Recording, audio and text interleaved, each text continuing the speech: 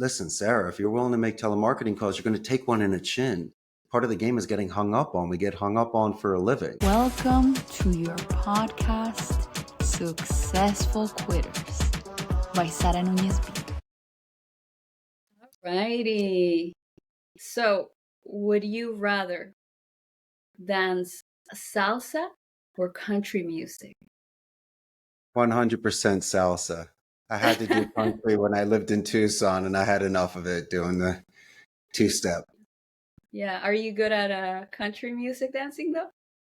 Not really. My best dancing is break dancing. I can do a mean backspin, a windmill, and a moonwalk, but any other dancing, I'm kind of below average. Okay. If you had the chance to, would you rather have a dog that talks or a cat that does your laundry? I definitely would like the cat to do my laundry because if my doggy talks, he's going to talk way too much. Too many complaints. Maybe, or he doesn't like the dog food I'm giving him, but the laundry thing sounds very nice. You know how meticulous cats are, so I'm sure they'd be folding it too. Absolutely. And would you go back in time and live again, or would you rather live forever? Ooh, that's a wonderful question. So if you go back in time, you could have the chance to amend certain things or relive certain things, or you could live forever. But the living forever, my good friend. I think Yeah. after you've eaten so much chocolate and climbed so many mountains and jumped on so many trampolines, then it becomes monotonous where at the end you're just there and there's no more stimulation. I've listened to Alan Watts and other philosophers about living forever and the thought process behind that. So maybe it's better to, if you go back, it's not even making amends. Since you have the maturity and the experience and that second chance, you'd be shining every day.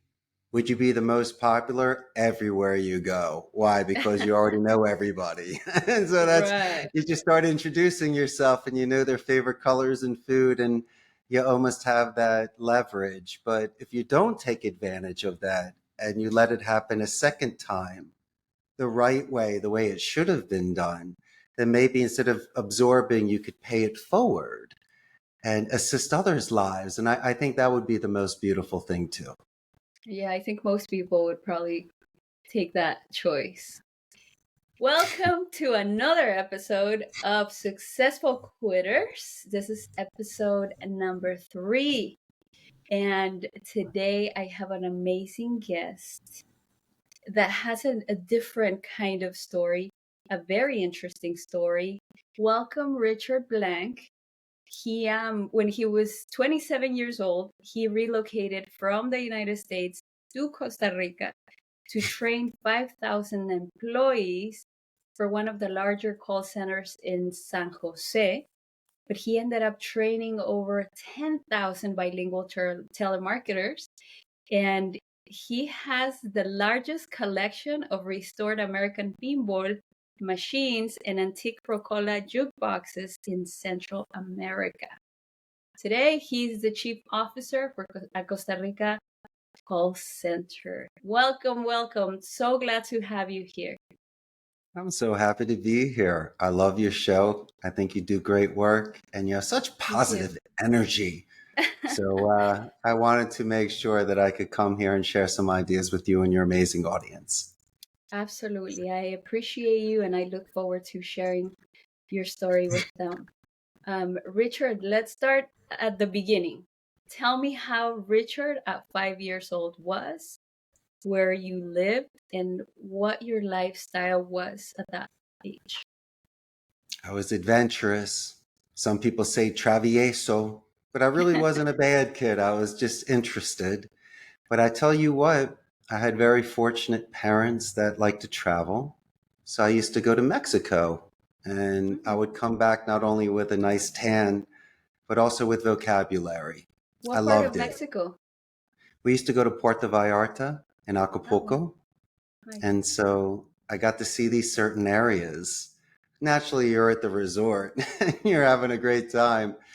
But Yeah. it really was as I mentioned, the vocabulary and the flair of a different culture that was different from Northeast Philadelphia, where I grew up, Sarah. And so it was new for me. It was exciting.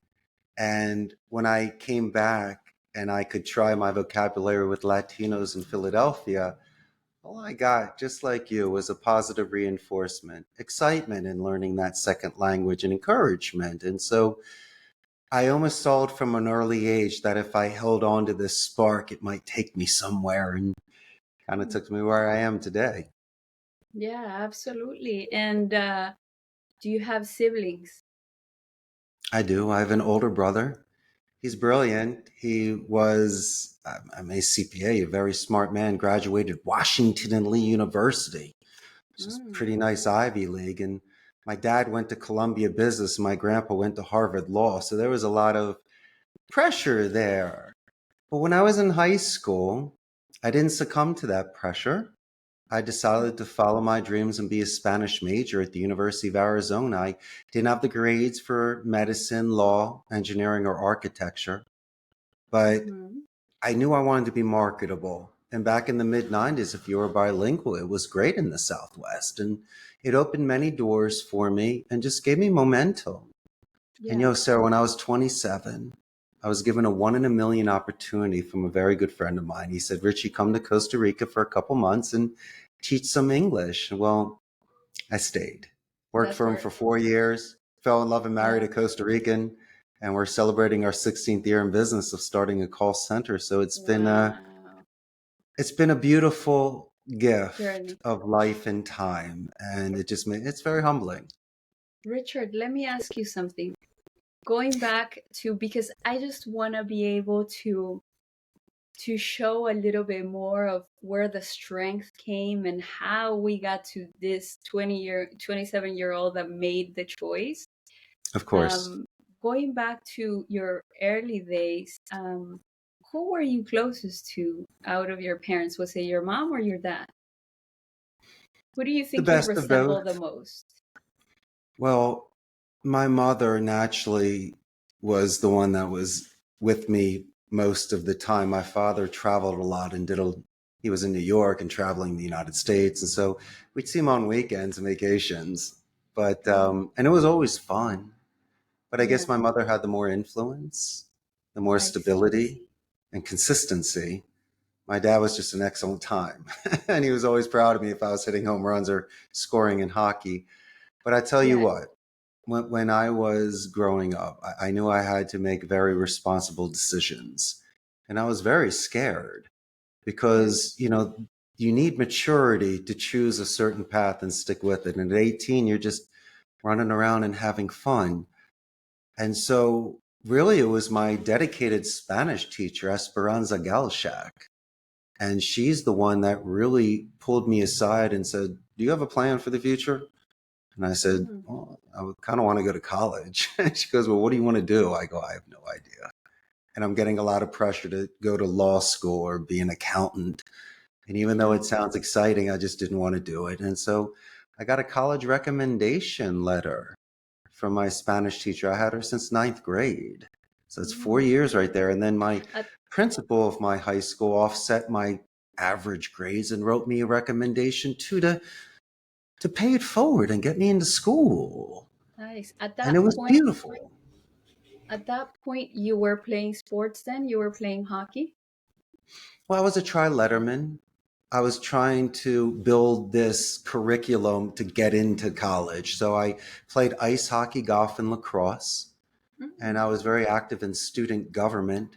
I was not honor roll. My thing was donut sales and raising money for the school and public speaking and stuff. And so but I got to share a secret with you. It's not Go really a for it. secret, but during those years, my parents were actually separating. And so Mm. there was a very large empty house that I had on the weekends because they both were traveling and doing their things. And so I had a lot of parties. a lot of parties, and I used that influence to meet people and to network and to raise Mm. money for the school. So a lot of it was interactive learning outside of the classroom. And I had a class of 550 kids. There was a lot of people to have fun with, but it really wasn't that. It was more of just finding my way. And even though I couldn't compare notes to people like you, Sarah, you would have been perfect in high school to talk to because we could have shared notes, but I didn't have that. I didn't Right. have anybody that was taking a second language seriously or even seeing the future in it. And so Yeah. dreamers sometimes have to walk alone. And my argument to my parents, and you're going to love this, is that my great grandparents came to the United States at the turn of the 20th century. They're Eastern Europeans and they didn't speak English. They learned English, started a business, and here we are. And so it's in our blood, Sarah, and we're nomads. And I Yeah. want the adventure that great grandpa had. I want to leave a castle to slay a dragon and save a princess. I needed to have that sort of adventure in life, and the only way to do it was to make it pure. Yeah. And that was my argument to my parents to invest 5 years of university study and to understand why I wanted to move abroad. But That's a very um, study in depth, I would say. If you're talking about a language, it's a lot. You're very proficient at that point, right? not After even close. not even close. We're talking about advanced basic or basic intermediate, and we're just Yeah. talking about barely understanding the subjunctive tense or how to do the conjugation of the verb caber so you say it correctly. Um, Yeah. it wasn't the easiest thing, but this is where I knew that it was my future. When you love something, you do dedicated practice. You don't do the average. You're like the Karate Kid. You do the jumps and the kicks and the practice when Miyagi's not around. And with me, I loved reading books in Spanish, watching Mm. movies, and having intercambios where I could just hang out and speak and say, como se dice, and just learn certain vocabulary words. And I learned at one point that I could really roll with vocab and a little bit of grammar. If it's anything, just present tense, you can get away with it. And then Yeah. eventually you learn the preterite and imperfect tense and why, and the difference between Sarah and a star, which is nice. And as I say, the subjunctive tense, which is beautiful because Spanish is a romantic language. It really shows the emotion of desire and doubt. And so when you're speaking you sound beautiful on how you can express yourself. And so for me, it was fun. I mean, little by little, you can hang 10 a little bit more on the surfboard. I mean, conversations went Yeah. from 2 minutes to 5 minutes to the next thing you know, we're hanging out for an hour just talking about life. And Nice. that's when you reached your apex and your peak. And then all you want to do is gobble, gobble, gobble, gobble, gobble. And once you have that foundation of the language, the rest is just vocabulary and dichos and expressions Yeah. and learning cultures. And oh, it enriched my life. So, Sarah, it really did. And it Yeah. gave me a wonderful first impression with someone that speaks any sort of second language. You know the dedication and the Oh yeah, commitment that you put to it. absolutely. It's so interesting to hear you speak about the language because me being a Latina, I'm from Peru. Mhm. So speaking it fluently, you never really think about how beautiful it is. Although I Mm. know it is, but I guess you don't appreciate it as much. And now that I hear you talk about it so nicely, I'm like, wow, yeah, that's true. Everything he's saying is truthful about the language, about Spanish, for sure. Oh yeah, like the word rascacielo, you're scratching the sky. I mean, that's wickedly cool. And also my favorite word in Rascacielos. Spanish of all time is buo. You gotta love the owl. I mean, what a cool Bull. word.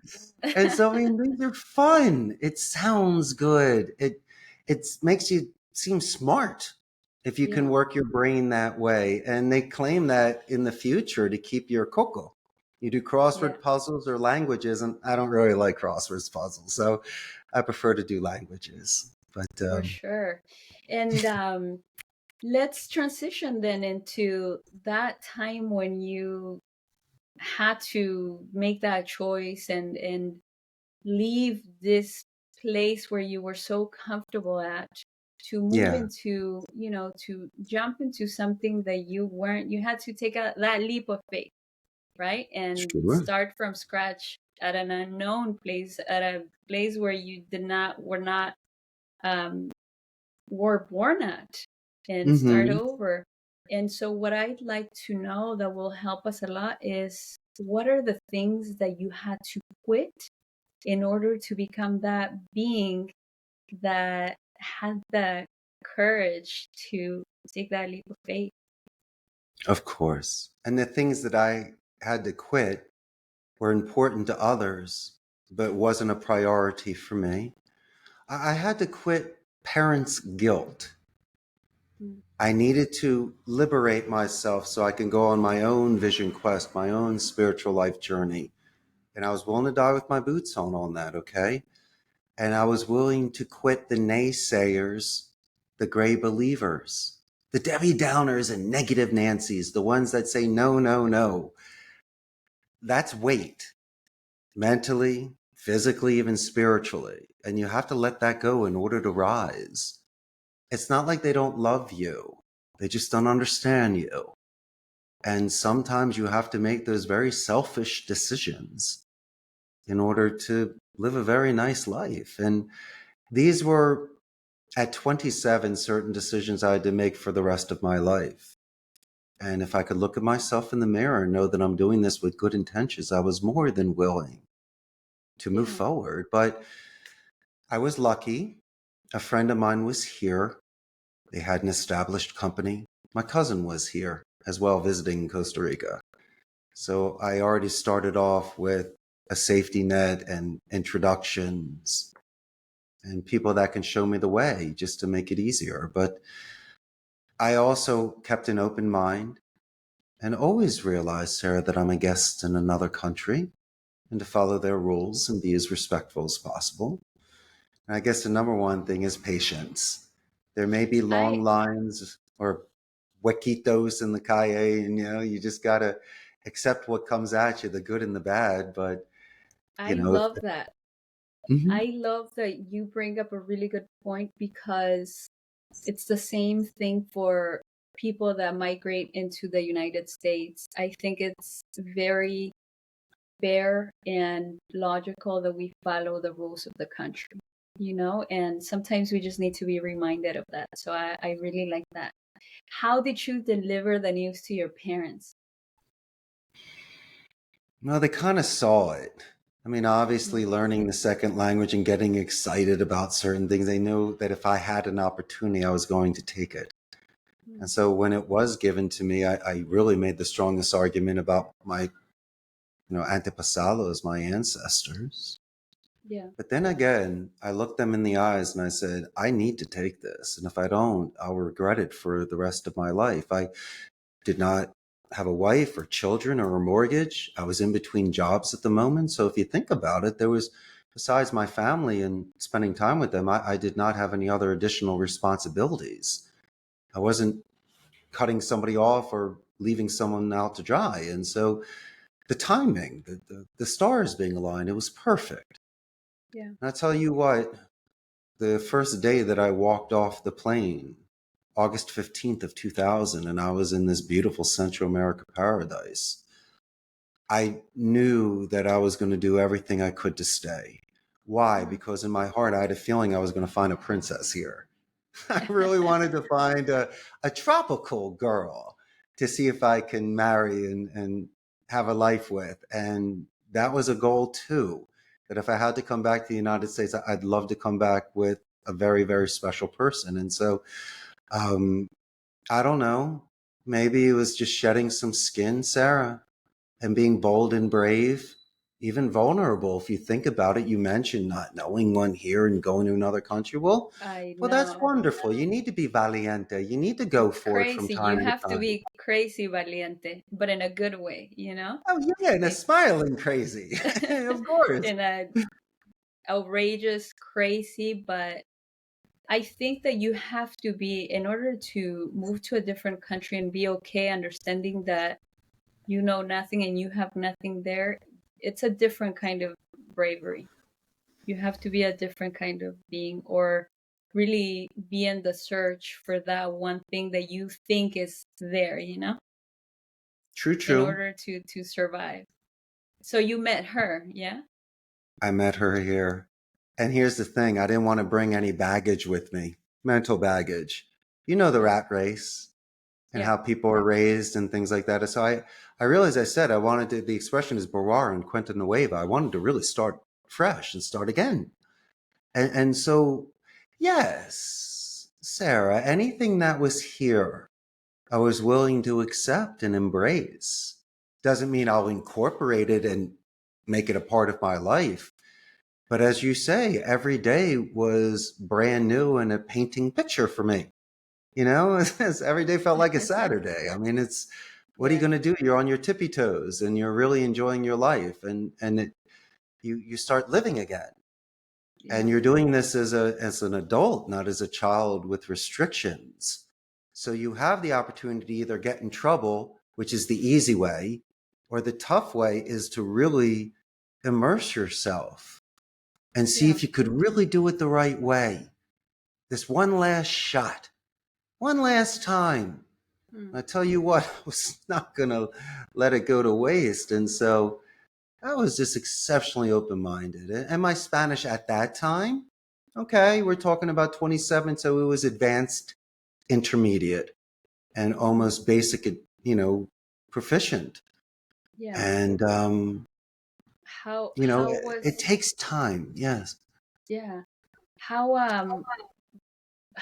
was the place where you were at as far as Spanish proficiency? How did that play a role within your job of teaching people in telemarketing? Because if you were already at that country and they didn't speak English, I'm assuming that was the case. Was it easy to communicate and teach what you had to teach them? Did you have this sort of system set so that it was easier because of the basic language barrier? That's a brilliant question. It depends. Now, most, if not all, of the agents at the call centers here are bilingual. But you might have back office non-voice support that's Spanish speaking fine. But most of them tend to clients in the United States, Canada, and Europe. But when I do the Spanish, it's to assist in onboarding or making another point, which you can, which is beautiful. You're getting it on both sides, like two fronts. When we're doing side by sides and shadowing, it's home court advantage. It'd be great to have one person speaking the native tongue to the other to teach it to them. So it saves a lot of training time. Naturally, they need to learn how to do it in English. But I tell you what, let's say we are making our calls in English and we get a Latino client and they have the permission to speak in Spanish or they want to. It's almost like a power up. Like, for an example, they'll start calling someone Don Fernando. We don't do that in the United States. That's not an Anglo-Saxon thing. They'll just call him, Fernando. But you hear the Don Fernando or the mucho gusto, and it's beautiful. I mean, it really goes from t-shirt to suit. And Yeah. their conversion ratios, their talk times, their satisfaction, their morale, as I say before, it's a power boost. And so I love seeing that sort of interaction. But Yeah. it's never really been held back. The only thing that affected me are certain expressions or jokes in Spanish, which I just don't get. I'm halfway translating and they've already on to their fourth joke. And so I need to slow Yeah. down and ask for clarification from time to time. But that's the cute part of life because it's very colorful. The jokes are great if they're not vulgar and if Yeah. they can tell you why it's a joke and the vocabulary used. It's wonderful. Like, el que madruga come pechuga. I mean, certain expressions that you can use. And it's just, it's very nice when people are willing to share these things. Yeah.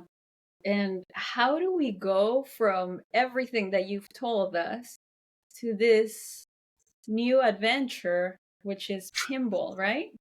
Yeah. And your Rocola Jukeboxes. How did that happen? Is this something that you were liking before, or did this start there? Well, I have a question for you real quick. When you were in Yeah. school, wasn't your favorite class recess so you could play? Yeah. When you make your best friends? I realize that even though we're growing up, it doesn't mean to be too serious. I've always loved these machines. I was born in 1972. So arcades were huge in the 70s and 80s. And when I started building the business, I had the room for it. And it's treasure hunting in Costa Rica. I'm willing to drive 4 or 5 hours to a bodega in the mountains and Wow. save a machine. And the agents love it. It's a happy medium. It gives them a chance to relax a little bit and to meet other people and to play games that they've never tried before, especially real American pinball. But How to answer how your many question, do it's you my greatest. have?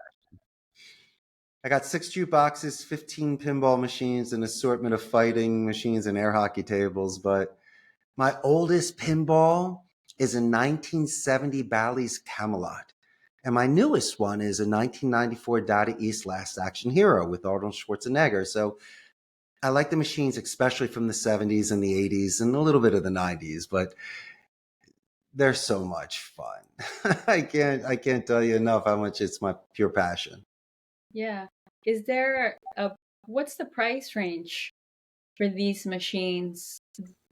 Depending on the like, what would be the price range for the oldest one you have and the newest one you have? It's very interesting because my Camelot's worth maybe in mint condition about $1,400, while the Last Action Hero can go as high as maybe $6,000-7,000 depending. And then you have games today that could be 20,000 if it's specific for a movie or a rock band. But I tell you what, if you really wanted to buy a beautiful machine, there are some out there from the 70s and 80s that you can pick up for under $1,000.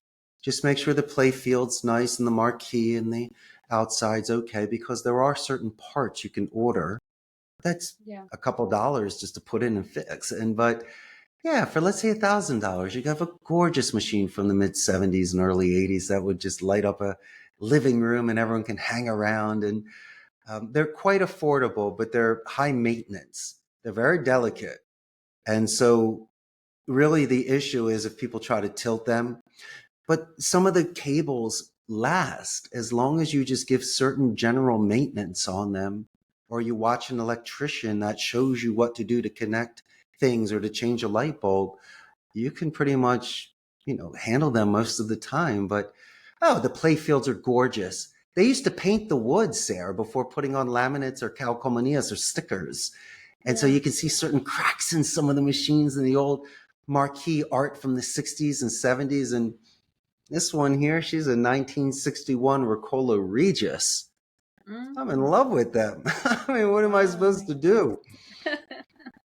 Yeah, yeah, no, definitely. It's you gotta have the love for them, you know? The way you look at them, I'm pretty sure there are other collectors and I'm pretty sure there are other people that are very interested in them, but definitely they give a nice touch anywhere, you see them. Keeps me So young, you know? good, It keeps me good, young. good, good.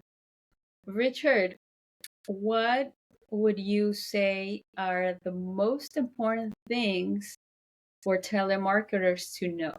What would you say is the basic It's a wonderful strategy? question. Oh, so much. I believe in the thesaurus that you should always be looking into strategic and diplomatic vocabulary. So don't use words like help, reverse it and put in guide, assist, or lend a hand. Never say excuse me. It's for my clarification. Sarah, there's certain swords we can fall upon to keep the tone positive.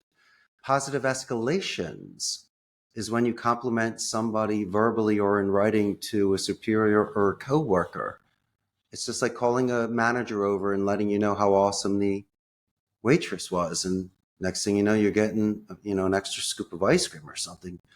Or even not. You might just want to just pay it forward with just a compliment. I think romantic deaths are fine. The first 30 seconds of a call, even regardless of the outcome and you get hung up upon, you should do a company name spike. You should introduce yourself in a certain way where you are clear in answering their questions so they don't have to repeat. Transitional sentences are very interesting. You can say that makes sense, right?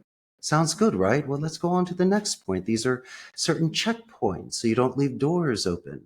Military alphabet is essential in case you need to spell somebody's exotic name so emails don't bounce back.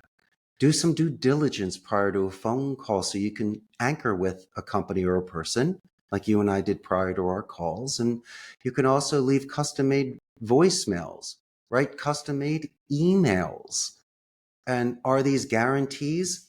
No, but these are the sort of things that will move you closer and give you better percentages when you're shooting at the net, because these are common courtesies, these are soft skills and Yeah. old school ways to stay focused and pay attention to what you're trying to do in building these relationships. And also, you should never compromise your ethics, values, and morals. Don't let Hollywood's Wolf of Wall Street and Boiler Room give you a bad impression of individuals that earn a living making and receiving phone calls. We're very selective of the campaigns that come in.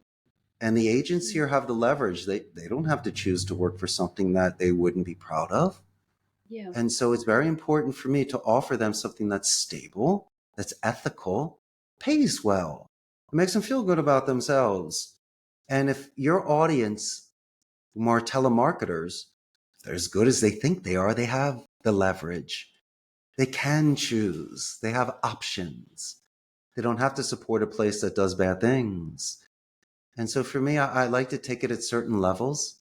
I like individuals to listen to their own calls because we do QA. And from there, my friend, with self-analysis, they're able to make self-improvements.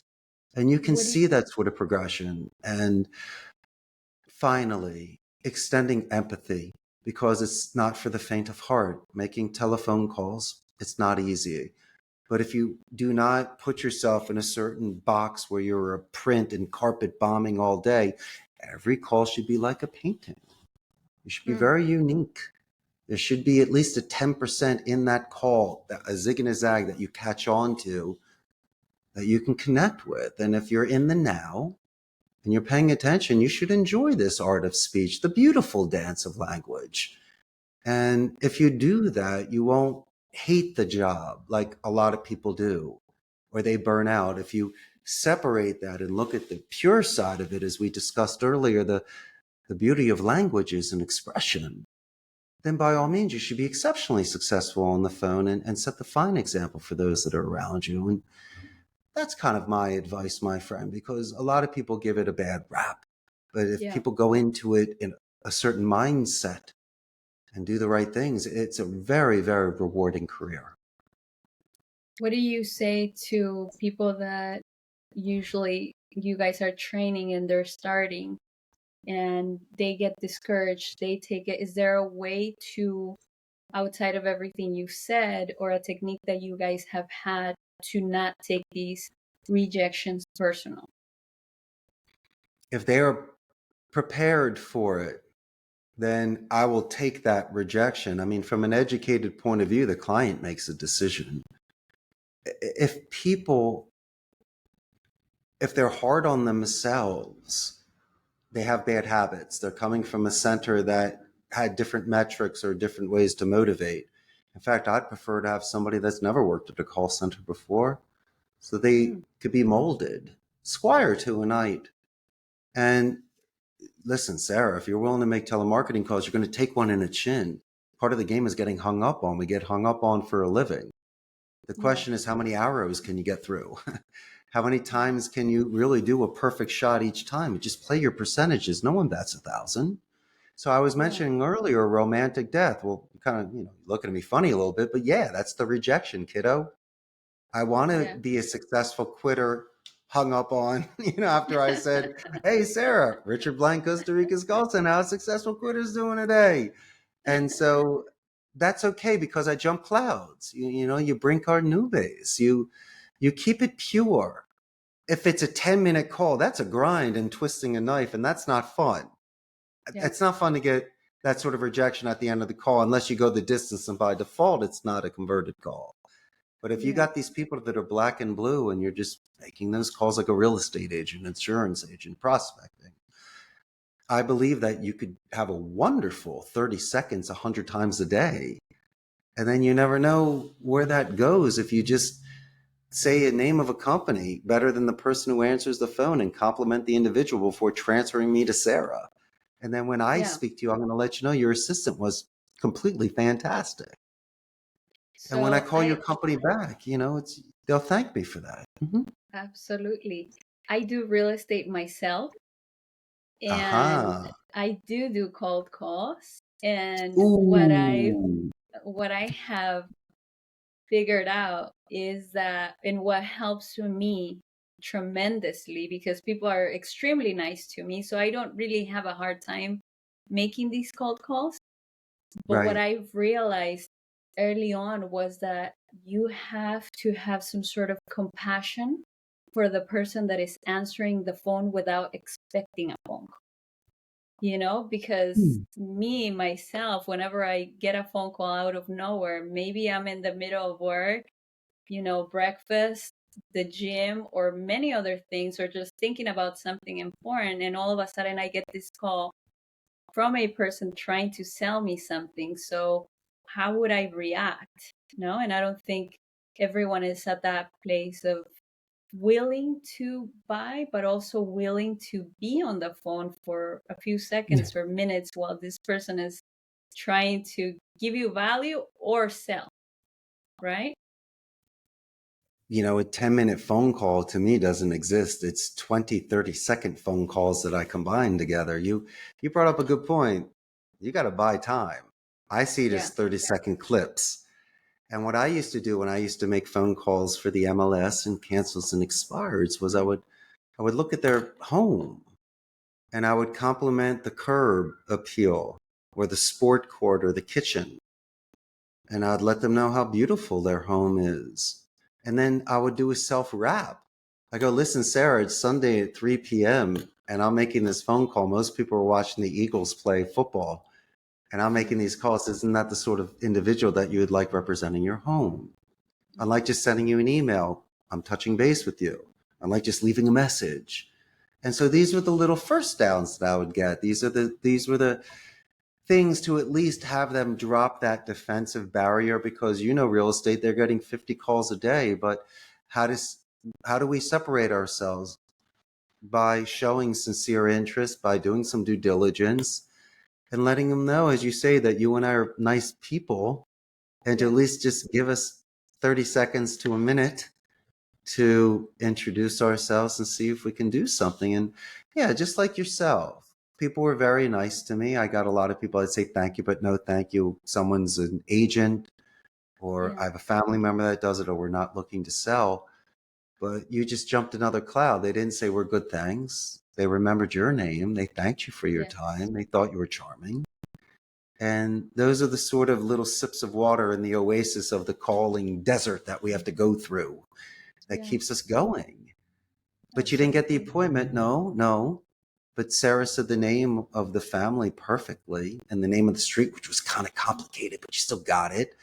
And the son answered the phone, and you were nice enough to mention to the owner how polite the child was. You were smart like that. And they asked you to call back in 4 weeks. You did it to the day and to the hour and to the minute they asked. And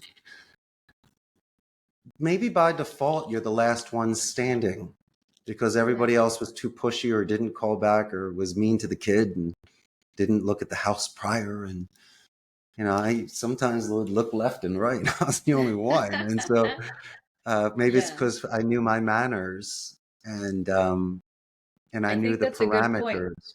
That's a good There's point. parameters and Manners, barriers. yeah, and energy, right? Energy, matching whatever energy, or if the energy is very low, what I try to do is bring it a little bit higher, but not really pushing it to where we're off, but kind of feeling where they could be at that point. I give them reassurance. I let them know that they ask an excellent question like a teacher in class. They encourage participation, maybe giving them the option. And if they don't know, go, come on, Sarah, I know you like at least one. I didn't say you like all 7 things I mentioned. And so you can almost deduct and reduce and make it easy for them and give them just an A-B answer. And, they feel like they're participating or they're in control. And someone has to lead the dance. It's you, but allow them to choose the music, right? And that's okay. And as I say before, it doesn't have to go straight into business. Listen, you're lucky. You're real estate calling. So there's a very good chance you're going to hear a dog in the background, a child in the background, kitchen noises, music, TV, chatter. And what I do is when I hear a dog, that's an immediate goal for me. I stop and I say, Sarah, I love dogs. What's the name of your puppy? How old is it? What breed is your puppy? Puppy, it's 12 years old, but it's still a puppy, and you connect like that. And you wonder why. She goes, I get all these phone calls, but you're the first one to ask about my dog. Yeah. Listen, you can do your real estate all day long, but I still need a cherry on top. Every call's the riddle. It's the rompecabezas. What are you going to find on that call by really listening and paying attention that will separate you from somebody else prior to any contracts? Really showing that interest. I've been able to clip it. I've been able to do that through looking at websites and LinkedIn profiles. And as I mentioned before, it's not like I'm prying, but I'm listening to your home with a dog barking in the background. What do you want me to do? And so I've realized by taking certain chances like that, or calculated chances, obviously, if you own a dog or you have a child, you love them. So why don't we take a second and use a Me Too technique? You talked about mirror imaging earlier. You can do that in regards to tone and rate and pitch, but also in interests. You're allowed to have Me Too. I love dogs too. I like people that are successful quitters. I'd love to go visit your native country one day and see the Incas and see what's going on down there. It's a beautiful place with a wonderful culture and very proud. And so, yes, that's the now. That's the secret sauce that we try to do.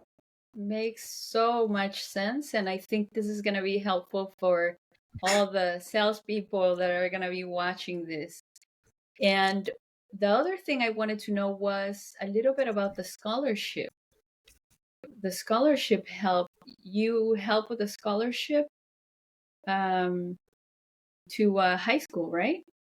That's correct. My proud alma mater in Northeast Philadelphia, Abington High School. Once again, they got me into college. And so I do a second language scholarship every year for a graduating senior. And you know perfectly well who really does speak a second language. And if they're not born into it, right? But if it's a completely different language than the way you were raised, that is real cognitive skills, dedication, and commitment. And so I see myself in them, and it's not an athletic or music or scholastic scholarship. I made it very specific, and anybody can win it. Anybody can win it. And if they can get to that level, I have to pay it forward. First, I can. And second, I want to. It's a great thing to do for somebody.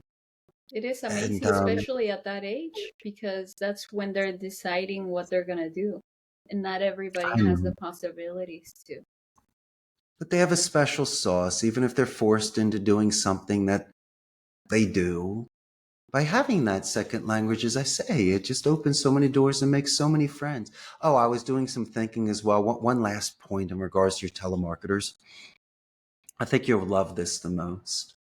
Do you know in any sort of composition, you have your introduction, body, and conclusion?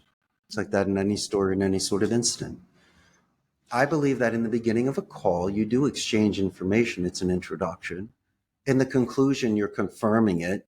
And you might say the name at the end, which is a waste. You should have said it the whole call.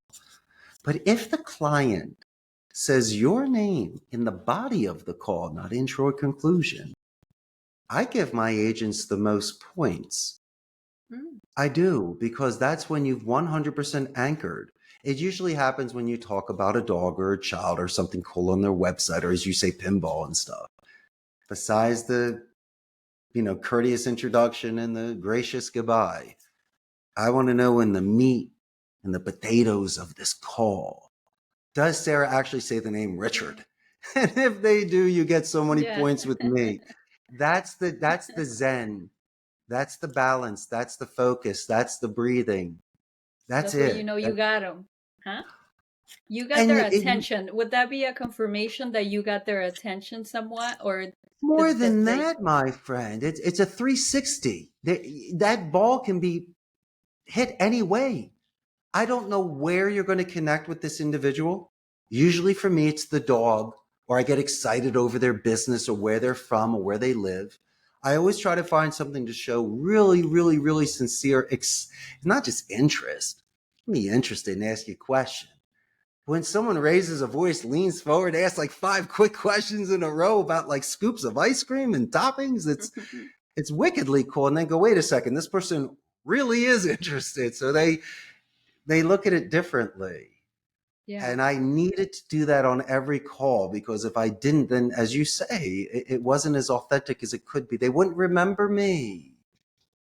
I wouldn't get that sort of consideration. I needed to use those soft skills and courtesy and escalation and meeting minutes and writing it, so they'd remember me and they'd see I made the efforts and that I'm organized, and I like details, and I like levels, and maybe they might see themselves in me. And it's just, how do you make a connection in 4 minutes? Yeah. When half the time you're pausing or letting them speak, you only have so much to talk about. And so I think you should have a same message, but a different type of delivery. You should always trigger and spike a name. Like I've been doing this thing when I say Sarah, I get all excited. It gets a little bit more, it gets the fuego artificial, it gets the firecracker, it gets the chispa, it gets your spark. Don't do it the whole call, but these are ways, if you're doing phone calls, you can bring them back and get their attention again, because their attention spans are about 30 seconds. They're going to lose you. So make sure to do confirmation questions. Things make sense. Sounds good, right? Options you like. Pause before names and numbers. But as I say before, the golden bell there is when they say your name, and that's when you know you're a pure artist of speech. Everything else is irrelevant, my friend, because you'll get the sale. Duh. Yeah. But if they really, really like you, like your best friend, they're willing to let you spill paint in the house, and they'll still sign the contract. And so with people on the phone, don't push, don't force a hand. Try to find that way to let them know that this is different from all the other flowers that are out there. This is a true bloomer. This is a true romantic and passionate person. Wickedly cool. I like that. I like that. With that being said, Richard, what is coming for you next? What are we to expect from you within the next couple of years? What's the goal for the next couple of years? By the way, I love when you say my name. It's very exciting. It's a good hook. You got me excited. What's going on in the next couple of years? Yeah, Richard, what are you doing? I think I'm going to start writing some children's books, Sarah. Very nice. Yeah. I like It's that. going to revolve around mini golf and Rube Goldberg experiments, which were those non-electrical machines. Because I always want people to play with things that are not electrical, or that if you lose a part, you can't use it anymore. I want people to be creative, like when we used to build forts with pillows or Legos and these amazing, creations. And so it's very fun to build a sandcastle and to use your mind. And I like mini golf because I think it's fun. And I always think kids can be creative. Good, good. When are you, have you already started putting that together, or are you about to? I have so many ideas on that. But yes, the book hasn't been finished yet, but I've probably got about a dozen ideas that are on the side that once I do have the full time to commit to this. And also, you do know what I love? I love stop motion animation. It's like, taking that one photograph a little bit at a time. And so I always found those sort of movies cool, like Sinbad, or, when they had, what was it, Rudolph, the Red-Nosed Reindeer? That was stop motion animation. And so why do I like that classic stuff? I don't know. I just think if it's something that I can afford, it can be controlled, and I can take my time like those people that paint those models or put those ships in bottles, I'm more than willing to put in a week's worth to get 20 seconds worth of time in a movie and just see what happens. And why? Because I always thought it was one of the coolest things ever. And I think now's the time that I want to invest in the things that make me happy.